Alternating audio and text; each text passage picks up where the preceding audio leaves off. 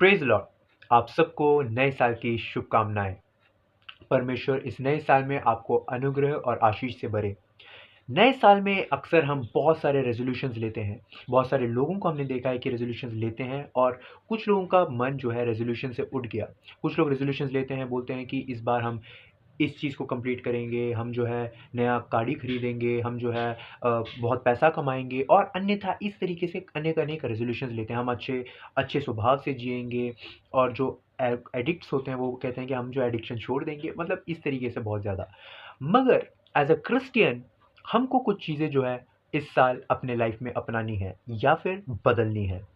और वो क्या चीज़ें हैं, आज उसके बारे में मैं छोटा वीडियो बना रहा हूँ। सबसे पहली चीज़, हम ये रेज़ोल्यूशन अपनी लाइफ में लें कि हम इस साल फिर से वचन को पूरी तरीके से पढ़ेंगे। हमने पिछले साल पढ़ा होगा, अगर पढ़ा है तो वेल एंड गुड, अगर नहीं पढ़ा तो इस साल हम फिर से शुरू करें। और अगर पिछले साल पढ़ा है तो इस साल फिर से उसको पढ़ें। फिर से सिर्फ पढ़े नहीं इस बार, क्योंकि हमने पिछली बार पढ़ लिया है, एक साल पूरा जो है हम वचन को पढ़ चुके हैं, तो इस साल जो है हम कोशिश करेंगे कि वचन को केवल पढ़ेंगे नहीं, बल्कि उसको मेडिटेट करेंगे, उसका मनन करेंगे, उसके मर्म को जानने की कोशिश करेंगे। और वो कैसे जान सकते हैं? हम कोई वचन उठाएंगे, उस पर प्रार्थना कीजिएगा, परमेश्वर की आत्मा आपको सहायता करेगी। और ये मैं हवा में बात नहीं कर रहा हूँ, मैं जो बोल रहा हूँ वो एज एन एक्सपीरियंस मैंने बोला है। जो मैंने एक्सपीरियंस किया है वो मैं चाहता हूँ कि आप लोग भी एक्सपीरियंस करें। आप लोग भी जो है उस बच्चों को जब पढ़ते हैं तो उसको इस तरीके से पढ़ें कि वो जो है आपको आपको उसका मर्म समझ में आए, आप उस पर मेडिटेट कर सके। कुछ समय एक वचन को दें कि यह वचन मुझे अच्छा लगा और इस वचन से मैं चाहता हूँ परमेश्वर बातचीत करे। मैं गारंटी दे रहा हूँ परमेश्वर आपसे बातचीत करेगा। अगली चीज़ जो हमें इस न्यू ईयर में करनी है वो है try to grow in theology. जो सिद्धांत है, जो परमेश्वर का वचन है, परमेश्वर का जो वचन का ज्ञान है, उसमें बढ़ने का प्रयास करें। कब तक हम छोटे बच्चे रहेंगे?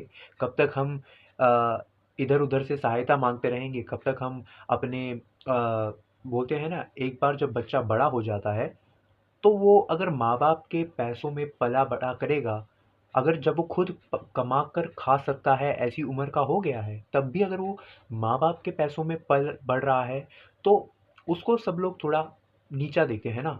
तो इस वजह से वैसे ही जब मसीही जीवन में हम इतना मैच्योर हो चुके हैं, जब मसीही जीवन में आकर इतने साल हो चुके हैं, तो क्यों ना हम थियोलॉजी में आगे बढ़ने का प्रयास करें? हम क्यों नहीं परमेश्वर के वचन को अच्छी तरीके से जान पा रहे? हम क्यों नहीं दूसरे धर्मों के लोगों को सवाल का जवाब दे पा रहे?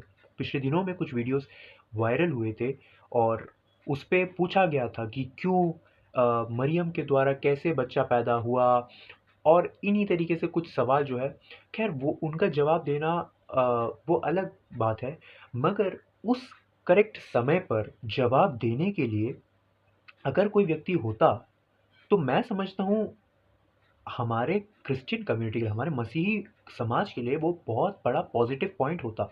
लेकिन ये बहुत बड़ा नेगेटिव पॉइंट है हमारे मसीह समाज में कि हम मसीह लोग अपना वचन खुद नहीं जानते हैं। और इसका कारण हो सकता है कि हमने वचन पढ़ने में उतना इंटरेस्ट लिया नहीं है, हमने बस सुनने में लिया है इंटरेस्ट। हमने बस ये देखा है कि लोग बोल रहे हैं उतना ही सुन लेता हूँ। हम अपने हिसाब से अपनी मर्जी से थोड़ा अधिक प्रयास नहीं करते हैं, हम परमेश्वर के लिए प्रयास नहीं करते हैं। तो हम अगर ज्ञान रखेंगे, हम ज़्यादा से ज़्यादा ज्ञान रखेंगे, तो परमेश्वर भी हमसे प्रसन्न होगा। परमेश्वर भी चाहता है कि हम उसके वचन को लेकर दूसरों तक पहुँचे। और ये चीज़ हमारे लाइफ के लिए भी बहुत इम्पॉर्टेंट है। हम इसको इवेंजलिज्म में यूज़ कर सकते हैं, हम इसको प्रचार के समय पर यूज़ कर सकते हैं, हम इसको जब शेयर करते हैं वर्ड को किसी के साथ, तब हम यूज़ कर सकते हैं।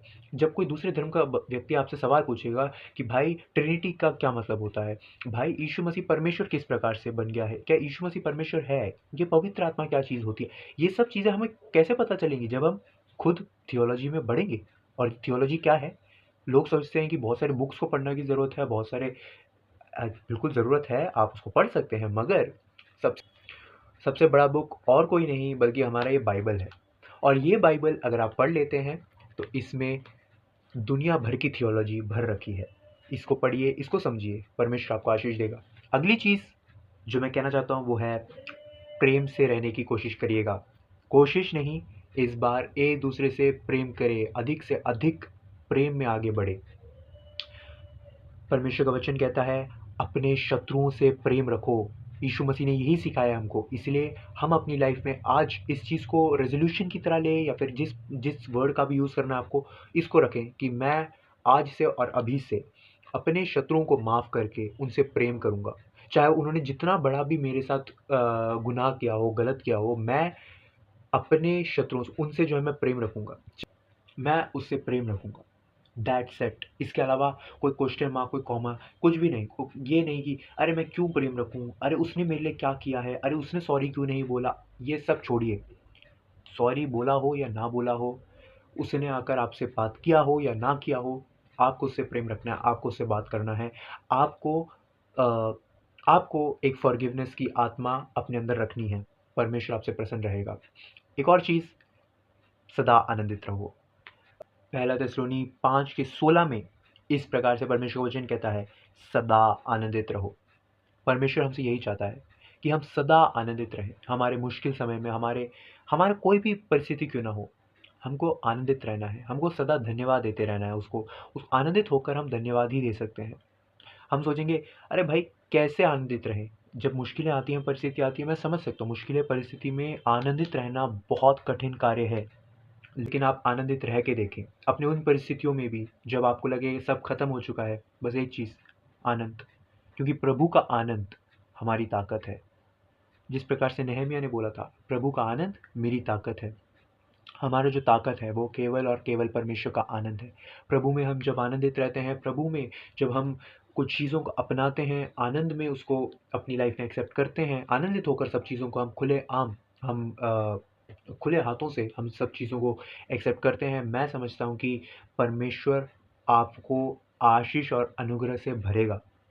कुछ लोग अभी जैसे साइलेंट हुआ तो बहुत सारे प्रोफेट्स आ जाते हैं, प्रोफेसी करते हैं कि इन नाम के लोगों को जो है इतनी इतनी गाड़ियाँ मिलेंगी, इतने घर मिलेंगे, वगैरह वगैरह। मगर मैं अभी मैं ये नहीं बोल रहा हूँ कि भाई मैं प्रॉफिट हूँ या मैं बहुत बड़ी प्रोफेसी कर रहा हूँ, लेकिन सबसे बड़ी प्रोफेसी तो ये बाइबल है। और ये बाइबल खुद बहुत बड़ी प्रोफेसी होने की वजह से मैं इस प्रोफेसी को आपको बता रहा हूँ कि आप आनंदित रहिएगा, आपका जीवन बदलेगा, आपका जीवन आनंदित रहेगा, आपका जीवन कुशल से रहेगा, और ये साल जो है आप बड़े ही सुकून से निकाल सकते हैं अगर आप आनंद और प्रेम में अपना लाइफ को बिताएंगे। इस वीडियो के माध्यम से मैं सिर्फ यही बताना चाहता था कि इस साल को जब आप शुरू कर रहे हैं, जो जो नए पल हैं, ये जो शुरुआती पल हैं इस साल के, स्मॉल स्टेप्स हैं, लेकिन आप बिगर थॉट रखें, आप प्रेम रखें एक दूसरे से, आप आनंद में एक दूसरे के साथ रहें, खुशी के साथ इस साल को बिताएं। और मैं समझता हूँ कि आपका लाइफ टर्न ओवर होगा, और इससे बढ़कर आप जो है थियोलॉजी में बढ़ने की कोशिश करें, परमेश्वर के वचन को पढ़ते हुए आगे बढ़ें और स्ट्रांग रहें, एक स्ट्रांग विश्वासी बनकर आप इस साल को बिताएं। प्रभु आप सबको आशीष दे।